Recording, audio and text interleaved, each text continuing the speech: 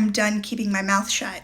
Get ready with me as we discuss everything Time Bandits, the series, the movie, and Disney. The original movie in 1981 was directed by Terry Gilliam. And if you look at IMDb, the specific description of the movie, and I quote, "A young boy accidentally joins a band of time-traveling dwarves as they jump from era to era looking for treasure to steal." Now, if you know me, you know that the word dwarf is medically what I'm diagnosed with. And it had a lot of huge actors in it. Sean Connery, John Cleese, Shelley Duvall, just to name a few. Imagine my excitement when I got a direct call from the casting director stating that they wanted me to personally audition. What? I never even knew that this new series was happening. It hadn't been released yet. We had no information about it. I was over the moon, so excited. I auditioned.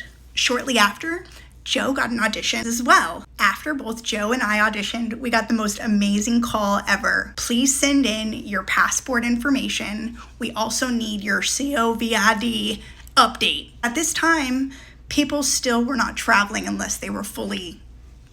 This meant you're one step closer to New Zealand. That's where it was going to be filmed. Joe and I both agreed that if he got it, we would go and support him. And if I got it, we would go and support me, and we would take the entire family. Not only did we make sure that Joe's passport and my passport were up to date, but Penny's was expired. So we went and had her passport updated just for this opportunity. Initially, we were in contact with them almost every day with their team, with scheduling, time frames, where we would be filming, how we would transport children, the whole 9 yards. And then crickets. Why? My team contacted their team, and all of a sudden, with no explanation whatsoever, they stated that they are going in a different direction. I was heartbroken. Not only were they going in a different direction for me, but they were going in a different direction for Joe as well. At the end of the day, all I thought was, this is going to be a really great opportunity for little people instead of that one little person that gets every single role out there. There was rumor that they weren't using little people. I thought, no way. There's no way that they were affected by this whole Peter Dinklage thing. Allegedly, Peter Dinklage has had a lot of effect on the industry when it comes to little people. Instead of helping little people get more entertainment jobs, he has done the exact opposite. Having Time Bandits with no little people is kind of like having Snow White and the 7 dwarves with no little people. Wait. Oh, they're doing it. If you're interested in my thoughts about Snow White, that is a completely separate video, but let me reiterate what Peter said. And this is directly from sky.com. It makes no sense to me. You can be progressive in one way, but you're still making that effing backwards story of the 7 dwarves living in a cave. What the F are you doing, man? It's a fairy tale. It's a fairy tale. And if you are naive enough to think that people live in little caves in little beds, gah! What is Time Bandits? A fictional fairy tale. It's not real. It's fictional. According to The Hill, Disney states that they reached out to the dwarfism community and will not be using little people within Snow White. You want to know what I did? I reached out to the largest little person community, which is called Little People of America. Did they hear from Disney? No. So who's this little person community you're reaching out to? Is it by the name of PD? This is not about Snow White. This is about Time Bandits. But the timeline is everything. Because right when they were Xing little people from Snow White, well, they gave one a role, they were also deciding the casting for Time Bandits. Could it be that they had the PD effect? That's what I'm going to call it, the PD effect. Allegedly. This PD effect is really jacking up jobs for a lot of little people that have vested their lives into this industry, that have moved to California for this industry, that have committed to this industry, whether it be taking on a role that may not be the starring role in a huge movie, not just work, but work that we're passionate about, work that's fun, acting. There is a hypocrisy within Hollywood, and I feel like they champion diversity, but yet they don't practice what they preach. Because I'm proud to be a dwarf. I am diagnosed with dwarfism. I am proud of that. And there are not a lot of roles for people with dwarfism. And when those roles are taken away and given to an average sized person, and they shrink them, or they say, oh, we changed the role entirely, well then make a different movie, make a different show. This is not Time Bandits. This is not that show. Time Bandits is not the same as what you are portraying it. You can still make it diverse, changing the race, having a girl. According to the Daily Mail, the director and co-writer, Mr. YTT, stated that they did not think the film should be defined because of the presence of little people in it. Why have little people at all? You're telling me that you're going to give other little people background or minimal roles just so that you can make it seem like it's still the same kind of movie?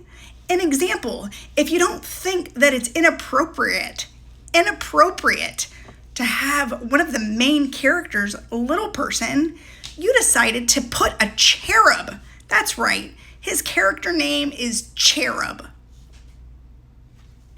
Dane Noonan, who is in Time Bandits, the cherub? The co-writer, Jermaine Clement, stated that they wrestled with the idea of putting little people as the main characters or not putting little people as the main characters. This next part, it makes my skin crawl.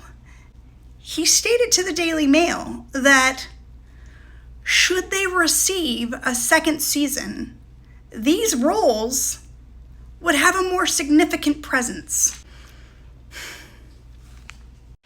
I'm editing this right now, but for him to state that, it made me feel like, well, if the dwarves are popular in the first season, then we're going to give them a bigger bone in the second season, and we'll make them a bigger part, just because they felt guilty. Newsflash, they were the bigger part.